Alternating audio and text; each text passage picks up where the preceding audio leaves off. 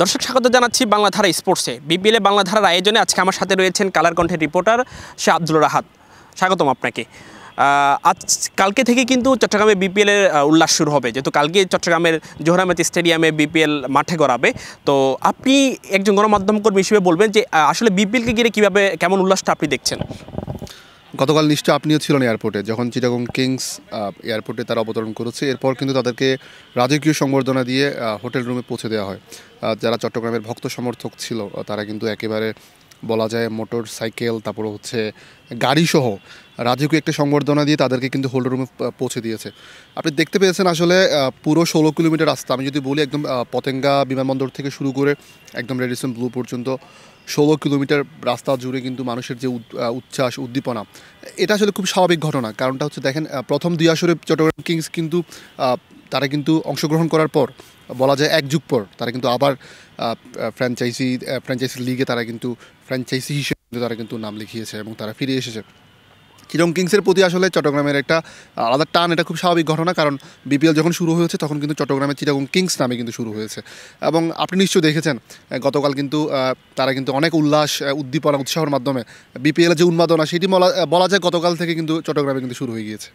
আচ্ছা, আমি যদি বলি এই চিটাগং কিংসে কিন্তু এই চট্টগ্রামের মাটিতে তাদের 5টি ম্যাচ আছে এবং তারা হচ্ছে ঢাকা পর্বে 2টি ম্যাচের মধ্যে 1টি ম্যাচ হেরেছে এবং সিলেট পর্বে তারা অপরাজিত ছিল।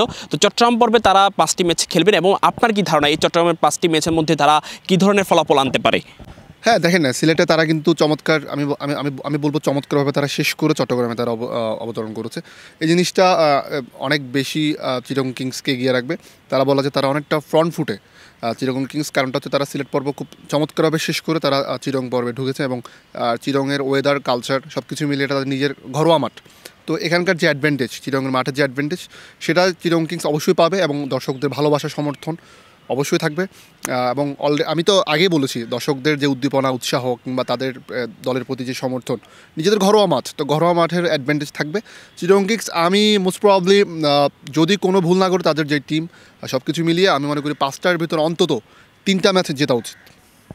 আমি যদি একটু করে যুক্ত করি আপনার সাথে, আসলে দর্শকরা হচ্ছে খেলার প্রাণ। যদি দর্শক থাকে মাঠে তাহলে একটু বাড়তে একটা উৎসাহ তাদের মধ্যে কাজ করবে। আমি আরেকটা জিনিস আপনার কাছে জানতে চাই, সেটা হচ্ছে চিটাগং কিংসে কিন্তু বাংলার এক কাপ্তান যিনি সাকিব আল হাসান, বিশ্বসেরা অলরাউন্ডার, তিনি থাকার কথা ছিল।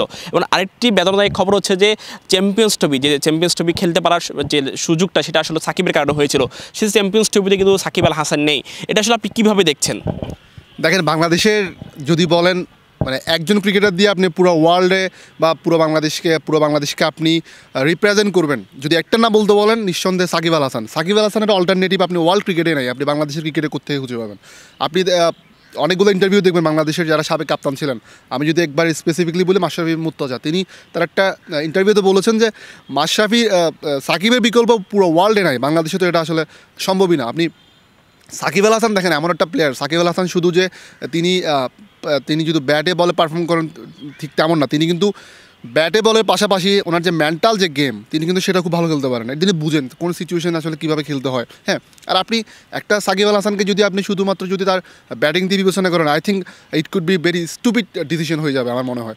মানে এই টাইপসের, আমি জানি না আসলে যারা ডিসিশন মেক করেন তারা অবশ্যই অনেক বেশি, তারা ক্রিকেটীয় জ্ঞান তাদের আমার থেকে অনেক বেশি। তারা অনেক কিছুই জানেন, অনেক কিছু বোঝেন। তারপর আমি জানি না সাকিব আল হাসান আসলে আমাদের দলের সাথে অন্ততপক্ষে আমি বিলিভ করি চ্যাম্পিয়ন্স ট্রফি সাকিবের, যদি ভুল না হয় সাকিবের এটাই শেষ। সাকিব কিন্তু চ্যাম্পিয়ন্স ট্রফির পরে কিন্তু তিনি হয়তো বা তিনি ওয়ানডে ক্রিকেট আর খেলবেন না, অলরেডি তিনি টেস্ট ক্রিকেটকে বিদায় বলেছেন। সাকিব আল হাসান অন্ততপক্ষে আমার মতে এই চ্যাম্পিয়ন্স ট্রফিতে তার থাকা উচিত ছিল। কারণ সাকিবের যে এক্সপেরিয়েন্স এবং সাকিবের যে এবিলিটি, আমি আগেই বলেছি, সাকিব আল হাসান শুধু তিনি বাহাত ঘুরিয়ে কিংবা বাহাত দিয়ে ব্যাটিং করেন তা না, তার যে মেন্টালি যে এবিলিটি, তিনি যে একটা প্লেয়ারকে যিনি মেন্টালি যে প্রেশারটা করতে পারেন। দেখেন, একটা সাকিব বাংলাদেশ টিমে থাকাটা অনেক গুরুত্বপূর্ণ ব্যাপার। সাকিব আল হাসান মানে বাংলাদেশ টিমে আছে, এটা প্রতিপক্ষকে যে পরিমাণ প্রেশারটা ক্রিয়েট করবে, সেই প্রেশারটা কিন্তু এখন প্রতিপক্ষ থাকবে না। সাকিবের মতো দেখেন পৃথিবীর প্রত্যেকটা বড় বড় ফ্র্যাঞ্চাইজিগুলোতে সাকিব দাপুরের সহিত খেলেছে। বাংলাদেশের একটা মাত্র ক্রিকেটার আপনি যদি দেখেন, বাংলাদেশের একমাত্র যদি বলেন আপনি অনলি পোস্টার বয় সাকিব আল হাসান। সাকিবের বিকল্প তো আসলে সাকিব নিজেই। আপনি সাকিবের বিপিএলে ওয়ার্ল্ড ক্রিকেটে নাই, তো সুতরাং সাকিব না থাকাটা আমাদের জন্য অত্যন্ত দুঃখজনক। আচ্ছা, আমি যদি আরেকটা জিনিস আপনার সাথে যুক্ত করি যে সাকিব নেই, সাকিবকে শুধুমাত্র ব্যাটার সাকিব হিসেবে আসলে তারা নির্বাচকরা তাকে ভরসা রাখতে পারেনি তার প্রতি।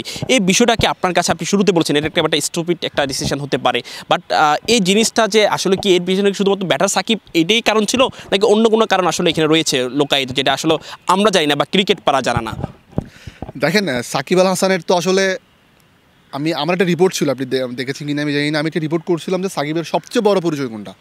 আপনি দেখেন আমার মতে বাংলাদেশি বা বাংলাদেশের পার্সপেক্টিভে বা সাকিবের সবচেয়ে বড় পরিচয় হচ্ছে সাকিব আল হাসান আমাদের cricketer number 1 allrounder from Bangladesh, সে আমাদেরকে রিপ্রেজেন্ট করে, ঠিক আছে।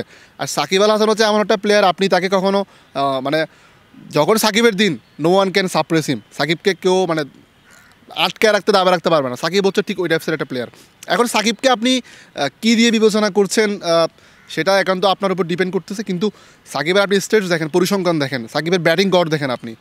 আমাদের আমরা যে লাস্ট ওয়ার্ল্ড কাপ, আমাদের 23-এর আগে যে ওয়ার্ল্ড কাপ ছিল, 19-এর ওয়ার্ল্ড কাপ, আপনি সাকিবের ব্যাটিংটা দেখেন, সাকিবের অতিমানবী ইনিংসগুলো আপনি দেখেন। হ্যাঁ, তারপর হচ্ছে বিশ্বের বড় বড় যে লিগগুলো ছিল বা যে লিগ না বা যে আমাদের যে আসরগুলো ছিল, ওয়ার্ল্ড কাপ, চ্যাম্পিয়ন্স ট্রফি, যে বড় বড় যে খেলাগুলো ছিল, আপনি যে বড় বড় যে আসরগুলো, টুর্নামেন্টগুলো, সেখানে আপনি সাকিবের পারফর্ম দেখেন, সাকিবের ব্যাটিং গড় দেখেন। আমি জানি না মানে কোন বিবেচনা আসলে বলা হয় বা এগুলো আমার আসলে বোধগম্য নয়, কিন্তু সাকিব আল হাসান সমান্তরালে মানে সমান্তরালে আপনার সব জায়গায় পারফর্ম করার জন্য সে ফিট। আপনি সে ব্যাটিং দিয়েও ফিট। সাকিব নিজে বলেছে, দেখেন সাকিবের বলিংটা কিন্তু ন্যাচারাল। সাকিব আল হাসান নিজে বলেছে আমার বলিংটা ন্যাচারাল, কিন্তু উনি যেটা কষ্ট করেছে, তিনি কিন্তু তার অনেক কষ্ট করে ওনার ব্যাটিংটা উনি আয়ত্তে এনেছেন। সাকিব আল হাসানের ব্যাটিং নিয়ে আমি মনে করি, দেখেন কারো এখানে কথা আপনি অনেক কথা বলতে পারেন, কিন্তু আপনি যখন একদম সুনির্দিষ্টভাবে কথা বলবেন তখন আমার মনে হয় না আপনি সাকিবের ব্যাটিং নিয়ে খুব একটা কিছু বলতে পারবেন। আমি আপনাকে আপনি বিষয়টা আরও সহজ হয়ে যাবেন। বাংলাদেশ টিমে যারা এখন স্কোয়াডে যারা রয়েছে, আপনি এমন একজন প্লেয়ারকে দেখেন যে সাকিবের অল্টারনেটিভ, শুধুমাত্র অ্যাজ এ ব্যাটসম্যান হিসেবে আপনি পারবেন। যারা আমাদের যারা এখন স্কোয়াডে যারা আছে, আপনি একজনকে দেখেন যে সাকিবের অল্টারনেটিভ, মানে সে সাকিব চেয়ে ব্যাটার, সাকিবের থেকে ব্যাটার আছে, আপনি বলতে পারবেন। আমরা অনেক ডালাভাবে অনেক কিছু বলতে পারবো। সুতরাং যখন আপনি একদম স্পেসিফিকলি পার্টিকুলারলি কথা বলবেন, তখন কিন্তু আপনার থেকে অ্যান্সারটা থাকবে না। Thank you Shabdul Rahat. আপনার কাছে আরেকটা বিষয় জানতে চাচ্ছি, সেটা হচ্ছে আমরা এখন যে জায়গাটার মধ্যে দাঁড়িয়ে আছি, যে চট্টগ্রামের এমএএস স্টেডিয়াম, এই স্টেডিয়ামটা আমরা যদি একটু দেখাই যে আসলে একেবারে জরাজীর্ণ একটা পরিস্থিতি স্টেডিয়ামটা। এই স্টেডিয়ামে একসময় ওই যে আপনি তো জানেনই, আপনি যেহেতু চট্টগ্রামেরই সন্তান, এই স্টেডিয়াম থেকে তামিম ইকবাল খান উঠে এসেছে, এই স্টেডিয়াম থেকে কিন্তু আকরাম খানের মতো প্লেয়াররা উঠে এসেছে। এবার এই স্টেডিয়ামতে এই বিবর্ণ অবস্থা, এটা আসলে কীভাবে দেখছেন, বা এই স্টেডিয়ামটা সংস্কার করে আসলে এখানে আবার ক্রিকেটটাকে জাগানো যায় কিনা, আপনার কাছে কী মনে হচ্ছে? এই স্টেডিয়ামের আসলে এই অবস্থা, এটা আমাদের জন্য ভেরি আনফর্চুনেট। এটা আসলে মানে খুব দুঃখজনক, খুব হতাশার ব্যাপার। কারণ হচ্ছে এম এ আজিজ স্টেডিয়াম হচ্ছে চট্টগ্রামের ক্রিকেটের যেটা বলা যায় একদম প্রাণ।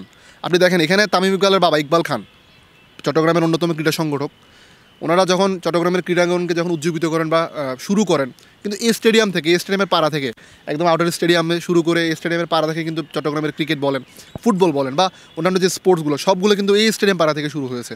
আপনি দেখেন আমাদের চট্টগ্রাম থেকে যারা ন্যাশনাল টিমে খেলেছে, আমি যদি একদম আকরাম, নান্নু, তারপর হচ্ছে তামিম ইকবাল, তারপর হচ্ছে নাফিস ইকবাল, নাজিম উদ্দিন, নাইম হাসান, যারা এসেছে, ইয়াসির আলী রাব্বি, সব কিছু মিলে সবার কিন্তু স্টেডিয়ামের সাথে তাদের কোনো না কোনোভাবে কী ছিল, কানেকশন ছিল।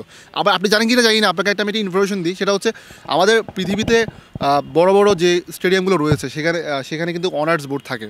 হ্যাঁ, অনার্স বোর্ডে কিন্তু যারা যেমন লর্ডসের অনার্স বোর্ডে আমাদের তামিম ইকবালের নাম আছে, আমাদের পেসার সাদাতের নাম আছে, ঠিক আমাদের এই স্টেডিয়ামে কিন্তু একটা অনার্স বোর্ড আছে। আপনি জানেন কিনা জানি না, আমাদের এই এম এ আজিজ স্টেডিয়ামে কিন্তু একটা অনার্স বোর্ড আছে। আমি এটা নিয়ে একটা রিপোর্টও করেছিলাম অনেক আগে। তো দেখেন সব কিছু মিলে আমাদের এই স্টেডিয়ামের কিন্তু একটা ঐতিহ্য রয়েছে, একটা ইতিহাস আছে। একটা স্টেডিয়ামের পরতে কিন্তু তামিম, নাফিস বা বাংলাদেশের ক্রিকেটার যারা চট্টগ্রাম থেকে বেড়ে উঠেছে, তাদের কিন্তু অনেক স্মৃতি আছে। তো এই স্টেডিয়ামের আসলে এই দুর্দশা, এই জরাজীর্ণতা দেখে আমার নিজের অনেক খারাপ লাগে। আর আমাদের স্টেডিয়ামে আমি মনে করি আমাদের এই স্টেডিয়ামকে আসলে স্টেডিয়ামের যে প্রাণ, সেটা আসলে ফিরে আসা উচিত। কারণটা হচ্ছে দেখেন, এই স্টেডিয়াম হচ্ছে চট্টগ্রাম শহরের একেবারে প্রাণকেন্দ্রে। এখান থেকে আপনি খুব ইজিলি মুভ করতে পারবেন। এখান থেকে আপনার প্লেয়াররা যেই হোটেলটা ইউজ করে, আপনার যে হোটেলে থাকে রেডিসন ব্লু, একদমই পাশে। তো সব কিছু মিলে এই স্টেডিয়ামের অ্যাডভান্টেজ অনেক বেশি। তা আমি মনে করি যারা সংশ্লিষ্ট রয়েছেন তারা স্টেডিয়ামের প্রতি নজর দিবেন, তারা স্টেডিয়ামকে রক্ষণাবেক্ষণ এবং এটাকে যাতে সুন্দরভাবে, যাতে আপনার ক্রীড়া উপযোগী বা খেলার পরিবেশ তৈরি করা যায়, বিশেষ করে ক্রিকেটের যে পিচ বা ক্রিকেটের যে আউটফিল্ড তৈরি করার যে ব্যাপার, সেগুলো যাতে করা হয়। কারণ স্টেডিয়ামের আমাদের অনেক স্মৃতি আছে। এখানে কিন্তু মহেন্দ্র সিং ধোনির একটা রেকর্ড আছে। 2011 সালে আমরা কিন্তু এই স্টেডিয়ামে কিন্তু ওয়ার্ল্ড কাপ অনুষ্ঠিত হয়েছিল। হ্যাঁ, সুতরাং অনেকগুলো কিন্তু এখানে স্মৃতি আছে। আমি আগেই বলেছি এখানে আমাদের একটা অনার্স বোর্ড আছে, সুতরাং এটাকে আমাদের সংরক্ষণ করা খুবই দরকার। এটাকে আসলে আমাদের আগের মতো, আগের যেই এম এ আজিজ স্টেডিয়ামের যেই তারুণ্য, যে যৌবন, সেটাকে আবার আসলে ফিরে আসা উচিত। দর্শক, আমাদের সাথে ছিলেন এতক্ষণ শাহ আব্দুর রাহাত, যিনি কালার কন্টেন্ট রিপোর্টার হিসেবে কাজ করছেন, আর আমি ছিলাম সাথে আব্দুর রহমান ইমন, বাংলা ধারা বিপিএল আয়োজনে। আপনাদের সবাইকে ধন্যবাদ জানাচ্ছি। দেখা হবে আগামী পর্বে। ভালো থাকবেন।